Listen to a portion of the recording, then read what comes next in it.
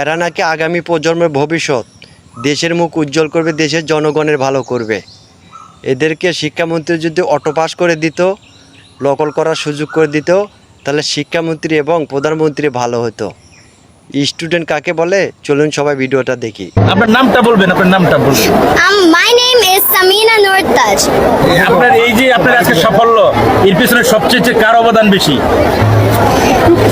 Shobai, everyone helped me a lot, so I can't say that. But first of all, the credit goes to my parents because they helped me a lot. I think they're the pathfinders, and everyone helped me a lot. So this is a bit difficult. So thank you, everyone. এবং এই সামিনা নূরকে তাজকে অনুসরণ করে এরকম সাফল্য বাংলাদেশের জন্য আরো সবাই বয়ে নিয়ে আসুক।